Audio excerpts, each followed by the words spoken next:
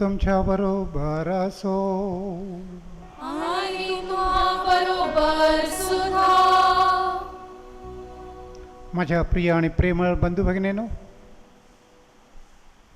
नोवेनाच्या या तिसऱ्या दिवशी प्रभू येशू आपल्याला शुभवर्तमानामधून संदेश देत आहे की तो स्वतः सर्व प्रकारची अशुद्धता दूर करण्याकरिता आलेला आहे. आपल्याला हे वाक्य जितकं सोपं वाटते तितकं ते सोपं नाही. त्याच्यात भरपूर अर्थ सामावलेला आहे. ते फार सखोल असं वाक्य आहे. आपल्याला त्याचा अधिक खोल अर्थ समजावा आणि तशा प्रकारची शुद्धता आपल्यामध्ये निर्माण होऊन आपण स्वर्गराज्यासाठी मरिया मातेच्या, वेलंकनी मातेच्या सहवासात जीवन जगण्यासाठी पात्र व्हावे, म्हणून या मिसामध्ये एकमेकांसाठी कृपा मागूया. प्रभो, तू आमचा प्रेमळ पिता आहेस. हे प्रभो, आम्हावर दया कर. हे प्रभो, आम्हावर दया कर. आम्हा पापी लोकांचा तू मित्र आहेस. हे ख्रिस्ता, आम्हावर दया कर. हे ख्रिस्ता, आम्हावर दया कर. तू आम्हाला पापांतून शुद्ध करतोस. हे पवित्र आत्म्या, आम्हावर दया कर. हे पवित्र आत्म्या, आम्हावर दया कर. सर्व समर्थ परमेश्वर आपल्यावर दया करो, आपल्या पापांची क्षमा करो आणि आपल्याला शाश्वत जीवनाकडे नेवो. आमेन. आपण प्रार्थना करूया.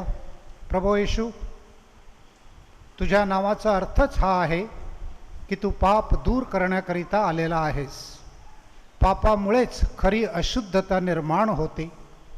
ती अशुद्धता दूर करण्याकरिता तू क्रूस वाहिलास आणि क्रूसावर व मरणावर विजय मिळवलास. आम्हा सर्वांची अशा प्रकारच्या अशुद्धतेवर मात करण्याची आशा तू बळावली आहे, वाढवली आहे. याबद्दल आम्ही तुला धन्यवाद देतो. धन्य कुमारी मरिया मातेच्या मध्यस्थीने आम्हाला अधिकाधिक शुद्ध पवित्र जीवन जगण्याकरिता तू सहाय्य कर.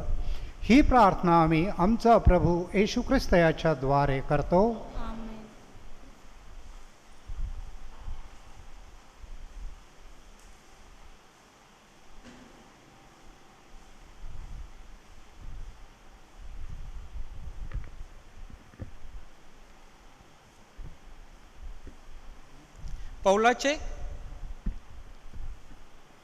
पौलाचे करिंथिकरास पत्र यातून घेतलेले वाचन. स्वाभाविक वृत्तीचा माणूस देवाच्या आत्म्याच्या गोष्टी स्वीकारित नाही. जो आध्यात्मिक वृत्तीचा आहे तो सर्व गोष्टी पारखतो. आत्मा हा सर्व गोष्टीचा आणि देवाच्या गहन गोष्टीचा शोध घेतो. मनुष्याच्या ठायी वसणारा जो आत्मा त्याच्या वसून मनुष्याच्या गोष्टी ओळखणारा मनुष्यामध्ये कोण आहे? तसा देवाच्या गोष्टी ओळखणारा देवाच्या आत्म्याशिवाय कोणी नाही. आपल्या जगाचा आत्मा नव्हे तर देवापासून निघणारा आत्मा मिळाला आहे, ह्यासाठी की जे देवाने आपल्याला कृपेने दिले आहे ते आपण ओळखून घ्यावे. ते आम्ही मानवी ज्ञानाने शिकविलेल्या शब्दांनी नव्हे तर आत्म्याने शिकविलेल्या शब्दांनी आध्यात्मिक गोष्टीबरोबर आध्यात्मिक गोष्टीची संगती लावू सांगतो. स्वाभाविक वृत्तीचा माणूस देवाच्या आत्म्याच्या गोष्टी स्वीकारित नाही, कारण त्या त्याला मूर्खपणाच्या वाटतात आणि त्याला त्या समजू शकणार नाहीत, कारण त्याची पारख आत्म्याच्या द्वारे होते.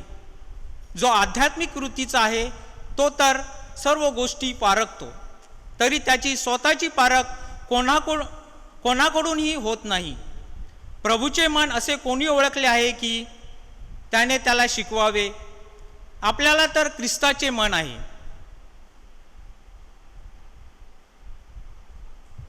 हा प्रभूचा शब्द आहे. देवाचे आभार माना.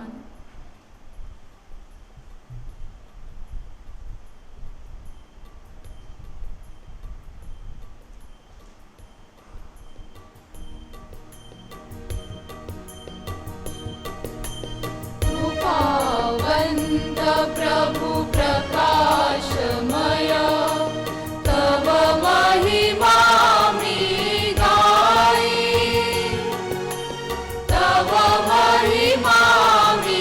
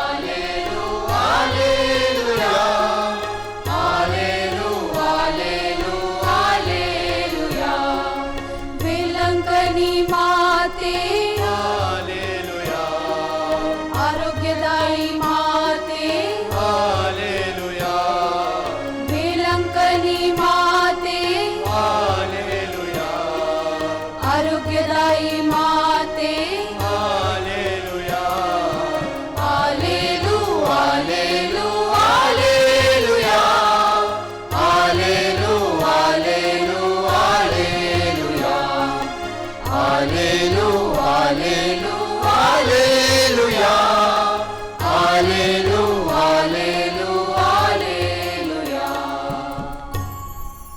प्रभू तुम्हाबरोबर असो. आणि तुम्हाबरोबर असो. संत लूकच्या शुभवर्तमानातून घेतलेले वाचन. हे प्रभू तुझा गौरव असो. येशू गालिल्यातील कफरनहूम गावी खाली आला. तो शबा दिवशी त्यांना शिक्षण देत असे.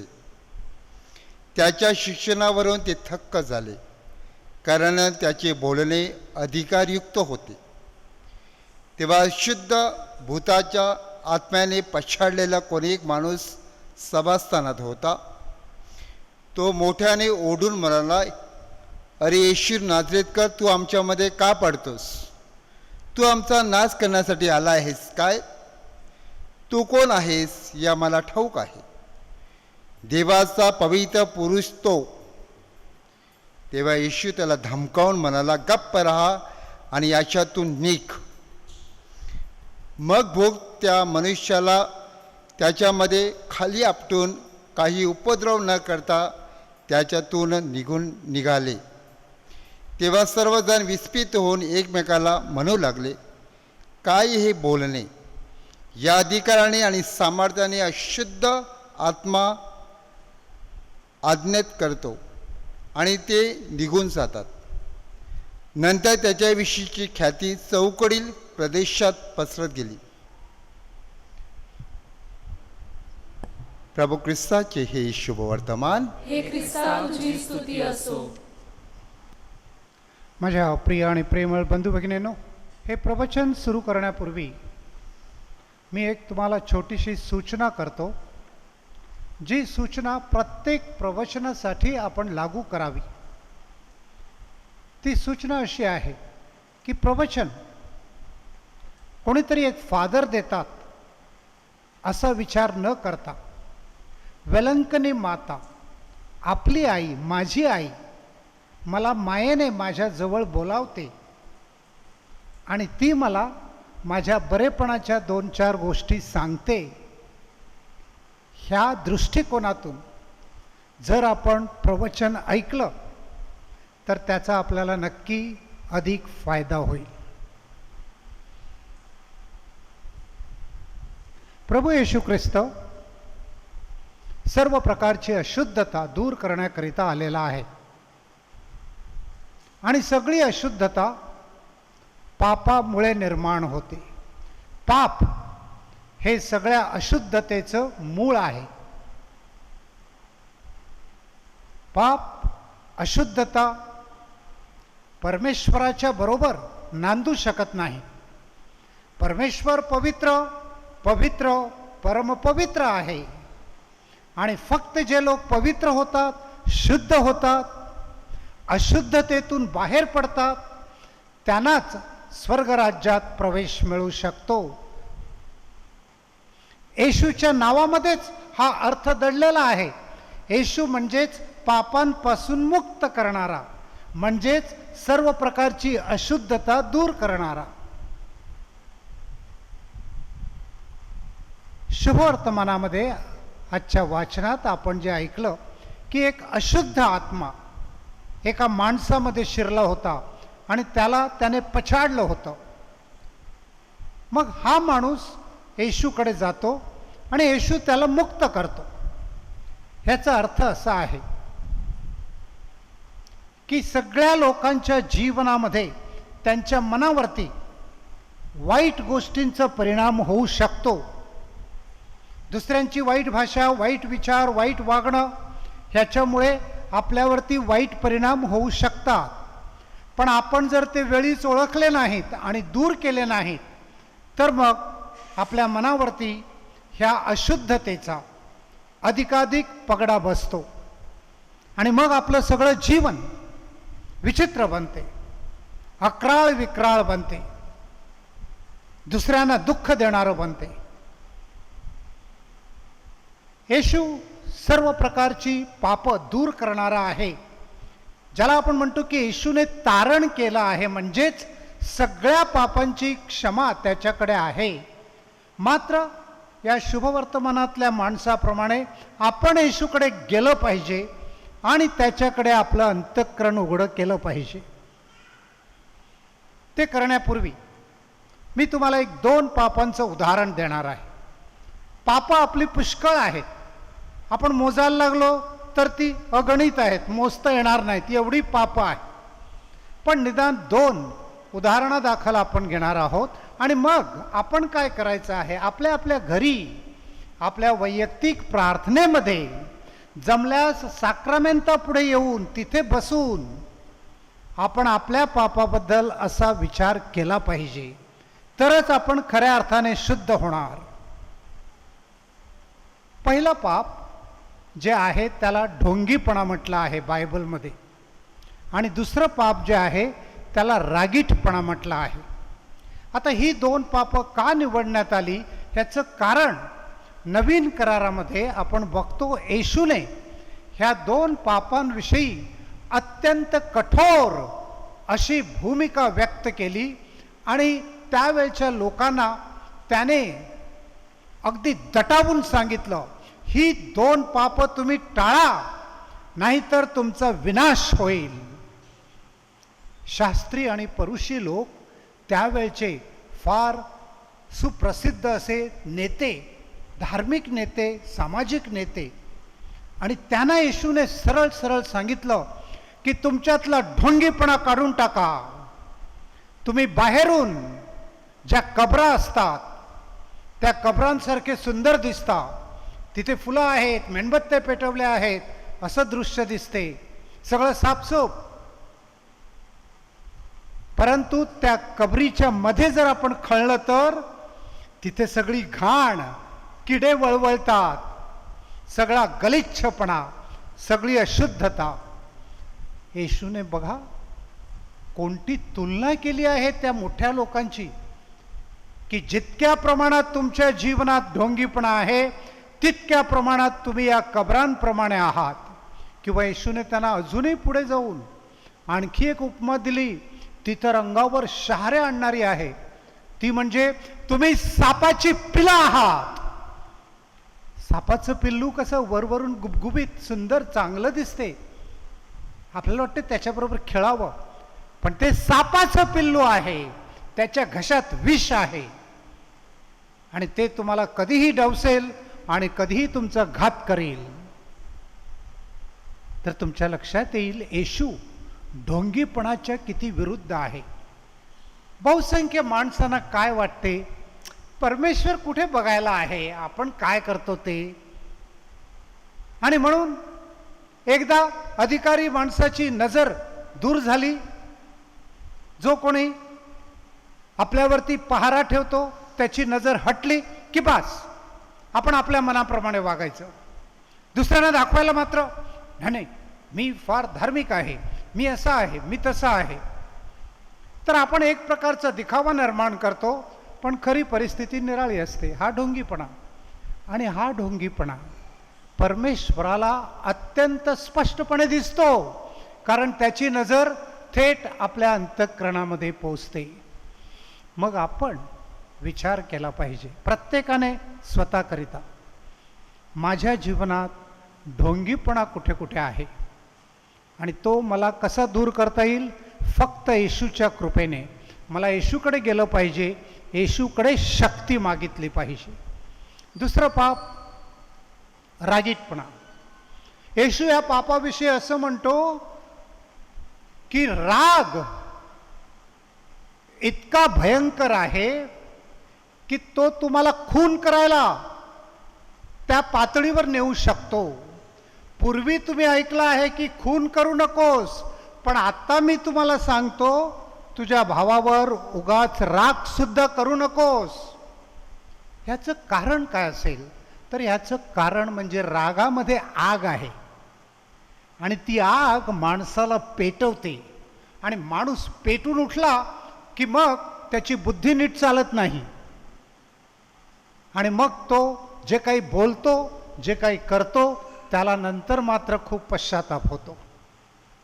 राग, मोठ्या प्रमाणात राग फक्त मूर्ख मनुष्य करतो आणि जो शहाणा आहे तो मूर्ख होऊन राग करतो. मूर्ख झाल्याशिवाय राग करता येत नाही. शहाणा मनुष्य राग करू शकत नाही. आणि म्हणून आपण नेहमी विचार केला पाहिजे, आपल्या जीवनामध्ये असा रागीटपणा वाढत आहे का? तो आपण काबूत आणू शकतो का? नियंत्रणात आणू शकतो का? होय, येशूच्या मदतीने आपण ते करू शकतो. याकरिता आपल्याला काय केलं पाहिजे तर येशूच्या जवळ जाऊन आपलं अंतःकरण, आपलं जीवन, आपली पापे पदरी घेऊन म्हणजे स्वीकारून येशूच्या पुढे ती उघडी केली पाहिजेत. आणि ह्या पापांमुळे आपल्या मनामध्ये, आपल्या अंतःकरणामध्ये किती गलिच्छपणा निर्माण होतो, किती अशुद्धता निर्माण होते, ते लक्षात घेऊन आपण ती अशुद्धता दूर केली पाहिजे. जितक्या प्रमाणात माणसाच्या जीवनामध्ये घाणेरडेपणा आहे तितक्या प्रमाणात त्याला खरं स्वास्थ्य, खरं आरोग्य मिळू शकत नाही. मग हे आध्यात्मिक जीवनाला सुद्धा लागू पडते. उलट तुम्ही एक विचार करा, मागच्या अनुभवावरून माणूस उठला, थोडंसं सगळं घरामध्ये टापटीप केलं, आजूबाजूला परिसर स्वच्छ केला, जाऊन चांगली अंघोळ केली आणि मग चांगले साफसूफ कपडे घातले आणि मग नाश्ता करून कामाला लागला, तर त्याला किती प्रसन्न वाटते, छान वाटते, सगळं जग कसं सुंदर आहे असा अनुभव येतो. ह्याचं कारण काय? तो स्वच्छ झाला.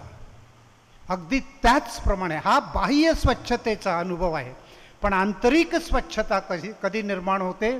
जर सगळ्या पापांविषयी आपण येशूकडे क्षमा मागितली तर, आणि ती पाप पुन्हा न करण्याचा दृढ निश्चय केला तर.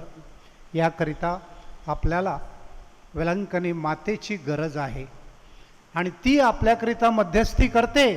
ती निष्कलंक माता आहे म्हणून तिला आपल्या प्रत्येक पापाची, अशुद्धतेची तीव्र जाणीव आहे आणि ती आपल्याला वाचवू इच्छिते तिच्या पुत्राकडे मध्यस्थी करून. म्हणून आपण आशेने, मायेने, जणू काही हट्टाने वेलंकनी मातेकडे ह्या मध्यस्थीची याचना करीत राहूया.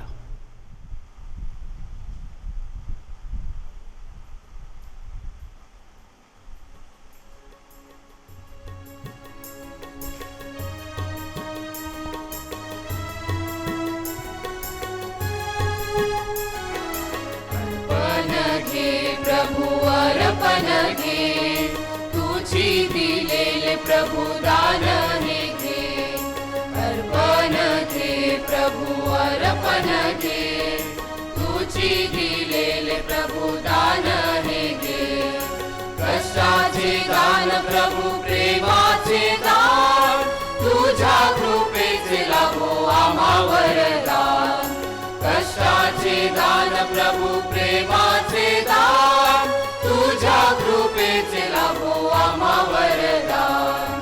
अर्पण घे प्रभु अर्पण घे, तुझी दिलेले प्रभु दान हे घे. अर्पण घे प्रभु अर्पण घे, तुझी दिलेले प्रभु दान हे घे.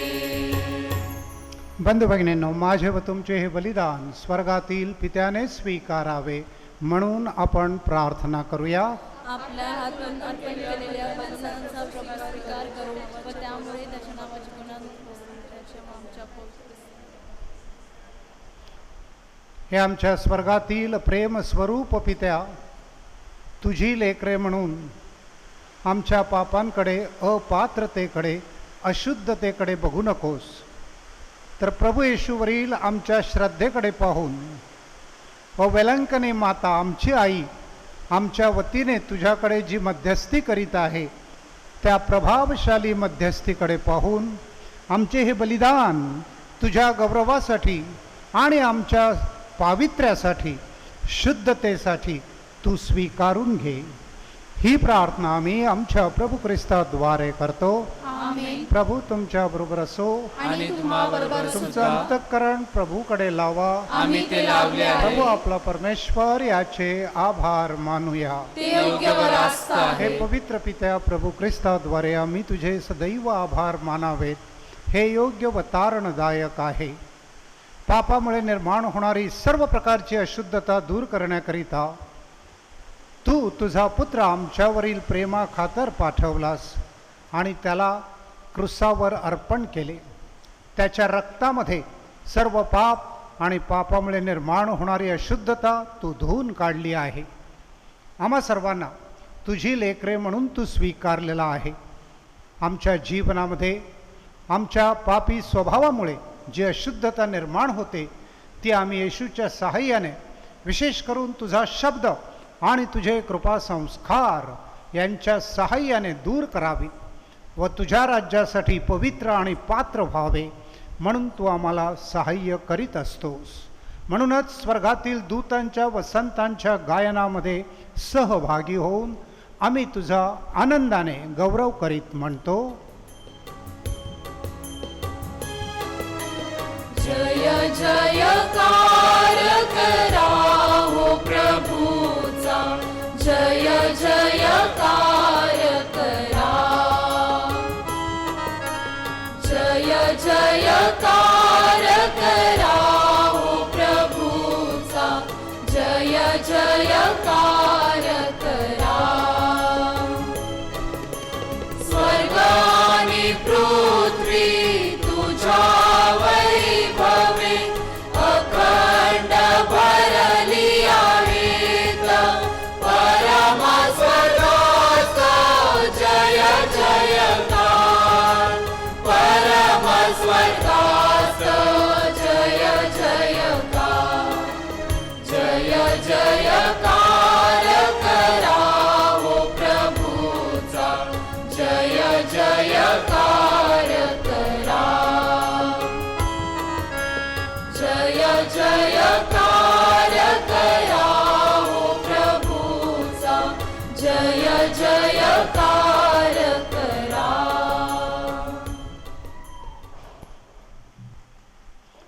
प्रभो तू खरोखर पवित्र आहेस. सर्व पावित्र्याचा तू उगम आहेस. ही दाने पवित्र करण्यासाठी तुझा आत्मा यांच्यावर पाठव. ही दाने आमच्यासाठी आमच्या प्रभू येशू ख्रिस्ताचे शरीर व रक्त बनवत.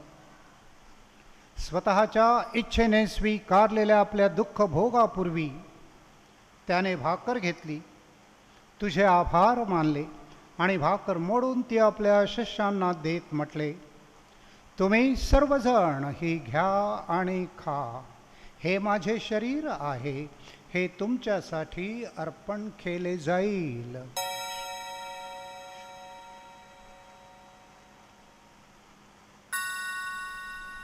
भोजनानंतर प्रभू येशूने प्याला घेतला, पुन्हा तुझे आभार मानले आणि तो प्याला आपल्या शिष्यांना देत म्हटले, तुम्ही सर्वजण हा घ्या व यामधून प्या. हा माझ्या रक्ताचा पेला आहे. नव्या व शाश्वत कराराचे हे रक्त आहे. हे तुमच्या व साऱ्या मानवांच्या पापक्षमेसाठी सांडण्यात येईल. हे माझ्या स्मरणार्थ करा.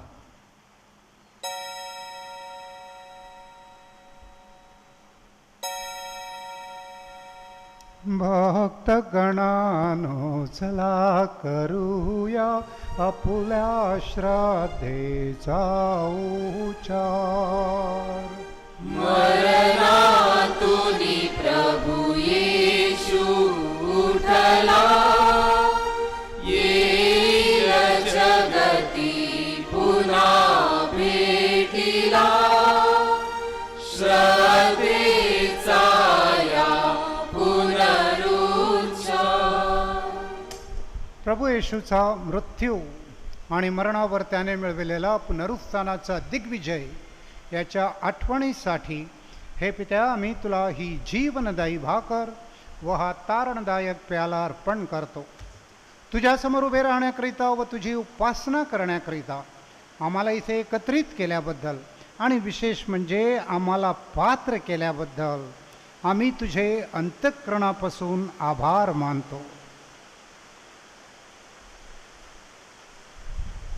प्रभो सर्व जगभर पसरलेल्याच ज्या ख्रिस्त सभेची आठवण कर. आमचे परमगुरू फ्रान्सिस, आमचे महागुरू फेलिक्स, इतर सर्व धर्मगुरू यांच्यासह तुझ्या प्रेमात उत्तरोत्तर वाढ कर. मरणात पुन्हा उठण्याच्या आशेने ख्रिस्तासाठी विश्रांती पावलेल्या आमच्या बंधू भगिनीची आठवण कर. त्यांना व ख्रिस्तवासी झालेल्या इतर सर्व लोकांना तू दिव्य दशे घडू दे. आम्हा सर्वांवर दया कर. देवमाता धन्य मर्या, तिचा पती संत योसेफ व जगाच्या आरंभापासूनच्या तुझ्या सर्व संतांसह आम्हाला शाश्वत जीवनाचे वाटेकरी कर. त्यांच्याबरोबर आम्ही तुझी स्तुती करावी व आमच्या भविष्य ख्रिस्ताद्वारे तुझा गौरव गावा म्हणून तुझी कृपा आम्हाला दे.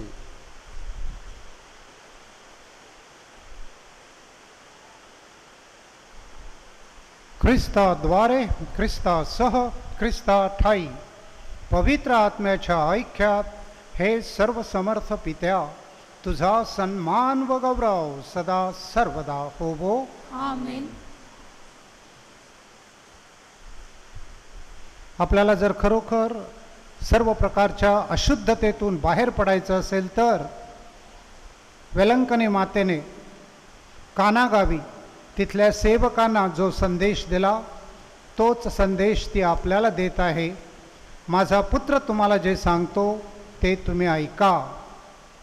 आपल्याला ही कृपा मिळावी म्हणून स्वतः येशूने शिकवलेली प्रार्थना आपण भक्तिभावाने एक मोठं कुटुंब म्हणून एकत्र म्हणूया. हे आमच्या स्वर्गीय बापा, तुझे नाव पवित्र मानले जाओ, तुझे राज्य येवो, जसे स्वर्गात तसे पृथ्वीवरही तुझ्या इच्छेप्रमाणे हो. आमची दररोजची भाकर आज आम्हाला दे, आणि जसे आम्ही आमच्या अपराध करणाऱ्यांना क्षमा केलो, तसेच तू आमच्या अपराधांची क्षमा कर, आणि आम्हाला मोहात पडू देऊ नकोस, पण वाईटापासून आम्हाला सोडव. सर्व वाईटांपासून हे प्रभो तू आमचं रक्षण कर. या जीवनात आम्हाला शांती दे. आमच्या तारणाऱ्या प्रभू येशू ख्रिस्ताच्या पुन्हा येण्याची व शाश्वत जीवनाची आशेने वाट बघत असता तुझ्या दयेने आम्ही पापांपासून दूर राहू व सर्व संकटांपासून सुरक्षित असू. अधिकार व गौरव सदा तुझाच. प्रभू येशू ख्रिस्ता, आपल्या प्रेषितांना तू आश्वासन दिला आहे, मी तुमच्यासाठी शांती राखून ठेवतो, मी माझी स्वतःची शांती तुम्हाला देतो. तर मग आमच्या पापांकडे न बघता तुझ्या ख्रिस्ती समाजाच्या श्रद्धेकडे पाहून आम्हाला तुझ्या स्वर्गीय राज्यातील शांती व ऐक्य देण्याची कृपा कर. तू नित्यजीवी असून सदा सर्वदा राज्य करतोस. आमेन. प्रभूची शांती तुमच्या बरोबर सदा असो. आणि तुम्हाबरोबर सुद्धा. आता आपण एकमेकास प्रेमभराने शांती वंदना करूया.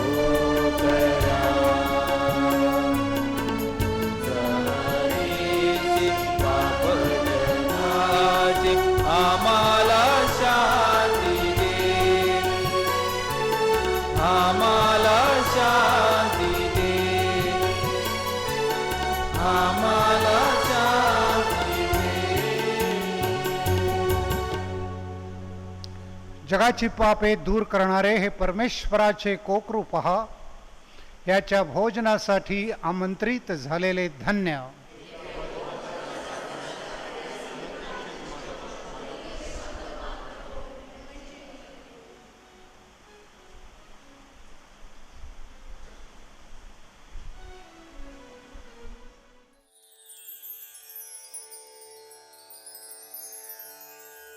माझ्या प्रिय येशू, तू अल्तरावरील पवित्र साक्रामेंतात जातीने हजर असतोस.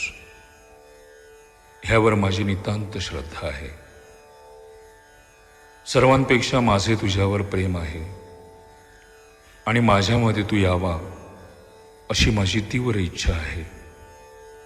ह्या दिवसात मी तुला पवित्र मिस्सा साक्रामेंताद्वारे स्वीकारू शकत नसलो तरी निदान आध्यात्मिक स्वरूपात तू माझ्या अंतःकरणात ये. तू नेहमीच माझ्याबरोबर असतोस. मी तुला मिठी मारतो. तुझ्यापासून माझा कधीही वियोग होऊ देऊ नकोस.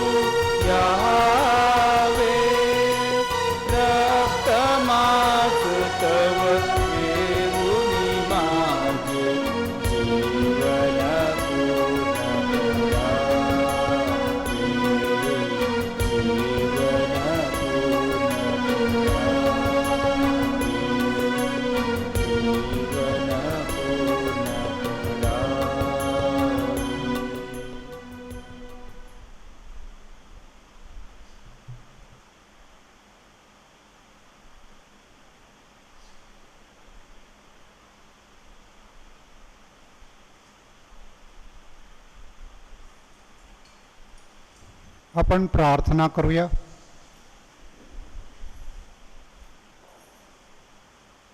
नम्र होऊन प्रभू येशू आज्ञाधारक झाला आणि याच एका गोष्टीमुळे परमेश्वर पित्याने त्याला सर्वोच्च स्थान आणि सर्वोच्च नाव दिलेलं आहे. जेव्हा मनुष्य परमेश्वराच्या इच्छेपेक्षा स्वतःची इच्छा पुढे करायला बघतो तेव्हा तो ख्रिस्ताचं अनुकरण करत नाही.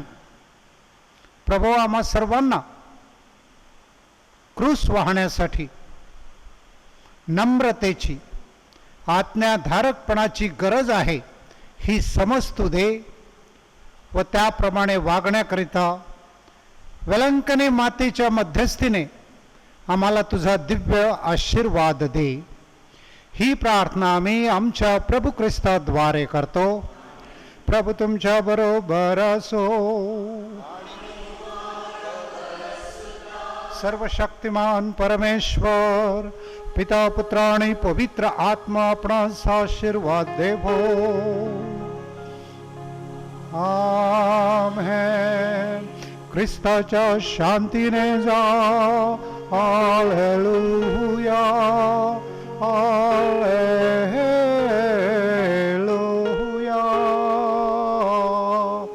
देवाचे आभार मानूया. Hallelujah, hallelujah. वेलंकनी मातेच्या नोवेनाचा तिसरा दिवस. हे आमच्या प्रेमळ माते, तुला नमस्कार असो. आमच्यासाठी तू पवित्र जीवनाचा महान आदर्श आहेस.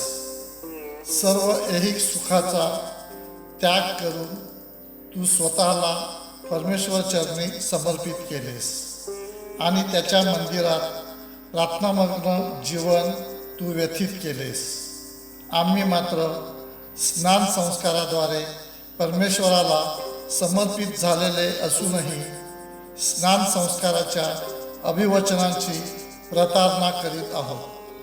अनेक वेळा आम्ही ही अभिवचने मोडली आहेत. आम्ही अनेकदा भौतिक सुखाच्या मागे लागून आमच्या पापांमुळे आमच्या मुक्तिदात्याला दुखविले आहे. हे निष्कलंक माते, तू आम्हा पापीजनांसाठी ईश्वरी करुणा मिळवून देतेस. आम्ही आमच्या पापाबद्दल पश्चाताप करीतो आणि तुझ्या प्रार्थनेच्या सहाय्याने ईश्वरी करुणेची व क्षमादानाची याचना करतो. तुझे मातृतुल्य हात आम्हाकडे पसर व आम्हाला तुझ्या व्यंगेत घेऊन ख्रिस्तरूपी जिवंत कृपाजल प्यावयास दे. तथास्तु. वेलंकनी मातेच्या नोवेनाची प्रार्थना. ही अतिपवित्र कुमारी मरिये, पवित्र त्रैक्याद्वारे प्रभू येशू ख्रिस्ताची माता म्हणून निवडलेली तू निष्कलंक माता आहेस. आम्ही तुझे सेवक, ईश्वराचा पुत्र, जेव्हा तुझ्या गर्भी आला त्यावेळच्या महान आनंदाची आठवण करते. आम्ही आमच्या भक्तीद्वारे तो तुझा आनंद द्विगुणित करू इच्छितो. दुःखित व पीडितांना आश्रय देणाऱ्या हे करुणामय माते, आमचे दुःखी कष्टी जीवन आनंदमय कर. तुझ्या पुत्राच्या महान शक्तीवर पूर्ण विश्वास ठेवून आम्ही आमच्या विनंत्या तुझ्याजवळ ठेवतो. जर या आमच्या विनंत्या आमच्या आत्म्यासाठी योग्य असतील तर त्या आम्हाला मिळवून दे. जर आमच्या या विनंत्या ईश्वरी इच्छेनुसार योग्य नसतील तर आम्हाला इतर आवश्यक कृपा मिळवू दे.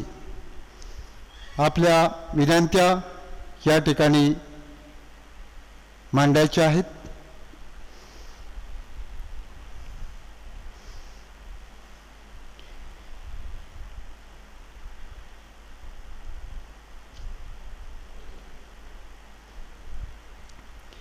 हे ईश्वराचे माते, तुझ्यावर आमचा पूर्ण विश्वास आहे. यासाठी आम्ही ही नोवेनाची प्रार्थना करतो. ईश्वराच्या जन्माच्या वेळी तुला जो आनंद झाला त्याची आम्ही आठवण करून ही नोवेनाची प्रार्थना करतो. ती तू ऐकून घे आणि आमच्या नमकृपा पूर्ण मरिये या प्रार्थनेचा स्वीकार कर. नमकृपा पूर्ण मरिये, प्रभूच्या झाली आहे, नंतर स्त्रियांमध्ये आणि जमिनीच्या उतराचे फळ येशू. हे पवित्र मरिये, देवाचे माते, आम्हा पाप्यांसाठी आता आणि आमच्या मरणाच्या वेळेस विनंती कर. आमेन. नमकृपा पूर्ण मरिये, प्रभूची ठाई आहे, नंतर स्त्रियांमध्ये आणि जमिनीच्या उतराचे फळ येशू. हे पवित्र मरिये, देवाचे माते, आम्हा पाप्यांसाठी आता आणि आमच्या मरणाच्या वेळेस विनंती कर. आमेन. नवकृपा पूर्ण मरिये, प्रभूच्या ठाई आहे, धन्य तू स्त्रियांमध्ये आणि धन्य तुझ्या उदराचे फळ येशू. हे पवित्र मरिये, देवाचे माते, आम्हा पाप्यांसाठी आता आणि आमच्या मरणाच्या वेळेस विनंती कर. आमेन. नवकृपा पूर्ण मरिये, प्रभू तुझ्या ठाई आहे, धन्य तू स्त्रियांमध्ये आणि धन्य तुझ्या उदराचे फळ येशू. हे पवित्र मरिये, देवाचे माते, आम्हा पाप्यांसाठी आता आणि आमच्या मरणाच्या वेळेस विनंती कर. आमेन. नवकृपा पूर्ण मरिये, प्रभू तुझ्या ठाई आहे, धन्य तू स्त्रियांमध्ये आणि धन्य तुझ्या उदराचे फळ येशू. हे पवित्र मरिये, देवाचे माते, आम्हा पाप्यांसाठी आता आणि आमच्या मरणाच्या वेळेस विनंती कर. आमेन. नवकृपा पूर्ण मरिये, प्रभू तुझ्या ठाई आहे, धन्य तू स्त्रियांमध्ये आणि धन्य तुझ्या उदराचे फळ येशू. हे पवित्र मरिये, देवाचे माते, आम्हा पाप्यांसाठी आता आणि आमच्या मरणाच्या वेळेस विनंती कर. आमेन. नवकृपा पूर्ण मरिये, प्रभू तुझ्या ठाई आहे, धन्य तू स्त्रियांमध्ये आणि धन्य तुझ्या उदराचे फळ येशू. हे पवित्र मरिये, देवाची माते, आम्हा पाप्यांसाठी आता आणि आमच्या मरणाच्या वेळेस विनंती कर. आमेन. नवकृपा पूर्ण मरिये, प्रभू तुझ्या ठाई आहे, धन्य तू स्त्रियांमध्ये आणि धन्य तुझ्या उदराचे फळ येशू. हे पवित्र मरिये, देवाचे माते, आम्हा पाप्यांसाठी आता आणि आमच्या मरणाच्या वेळेस विनंती कर. आमेन. नमो मरिया, कृपा पूर्ण तू आम्हाला नारी, प्रभूचे सुंदर दान. पावन मरिये, देव माता हो, आम्हास तवरी नव आता आणि मृत्यू समयी. हे देवाच्या पवित्र माते, संत गाब्रिएलच्या नम्र वंदनाबरोबर आम्ही सुद्धा तुला वंदन करतो. नमो कृपापूर्ण मरिये, तुझ्या मुकुटाचे तारे बनवून चमकत राहावे अशी आमची इच्छा आहे. हे पीडिताच्या आश्रया सर्व संतांच्या पुण्याईमुळे तू आमची विनंती पूर्ण कर. तुझ्या आणि तुझ्या पुत्राच्या प्रेमाची आठवण करून आमची ही विनंती मान्य कर. आमेन. हे वेलंकणी माते, आम्हासाठी विनंती कर.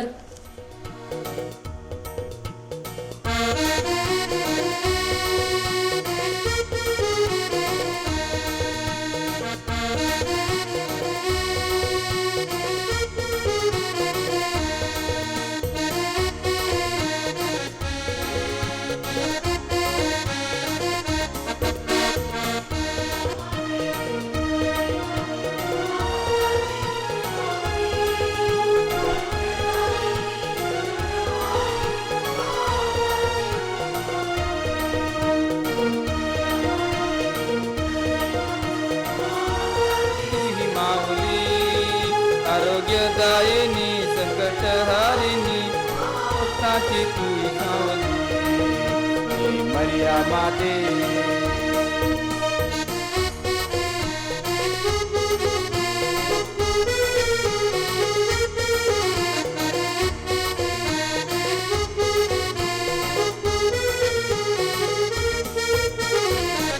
साची तू माता बनली, देव शब्दात तू जाहली. भाग्यवान या धरती, देशाया तुझ्या कृपेची. मरिया माते, विलंकनी माते, आम्हा भक्ताची तू ही मावले.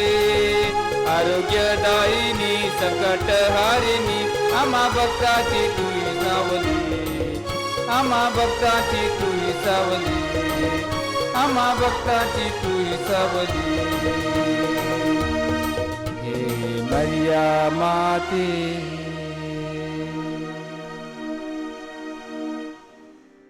कोरोना व्हायरसमुळे बाधित लोकांसाठी प्रार्थना.